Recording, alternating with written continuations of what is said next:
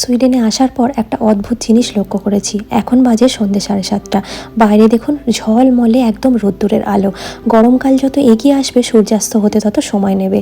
Mid সামারের time অর্থাৎ June জুলাইতে গিয়ে কিন্তু সূর্যাস্ত হবে রাত্রি 12:30 থেকে 1টা। আবার সূর্যোদয় হয়ে যাবে কিন্তু রাত্রি 3টে থেকে 3:30-এর মধ্যে। এই অদ্ভুত জিনিসটা সুইডেনে আসার পর কিন্তু ভীষণভাবে এনজয় করছি। শীতকালের দিনে আমরা যখন দুপুরে লাঞ্চ করি তখন রাতের অন্ধকারে লাঞ্চ করি, আর যখন গরমকালের দিনে রাতে ডিনার করি তখন কিন্তু সূর্যের ঝলমলে আলোয় ডিনার করতে থাকি। আর আপনারা আমার সুইডেনের এই ছোট্ট বিদেশ জীবনের রান্নার যে ভিডিওগুলো করি সেগুলোতে খুবই ভালোবাসা দিয়েছেন, তাই আজকে রাতে ডিনার প্রস্তুত করছি। আর প্রতিদিনকার মতনই খুবই হালকা ফুলকা রান্নাও আজকে করেছি।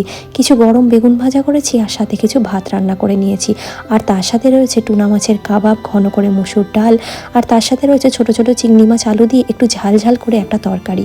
এই ছিল আজকে রাতের ছোট্ট সিম্পল ডিনার। ভিডিওটি ভালো লাগলে অবশ্যই লাইক, কমেন্ট আর আমার চ্যানেলটি সাবস্ক্রাইব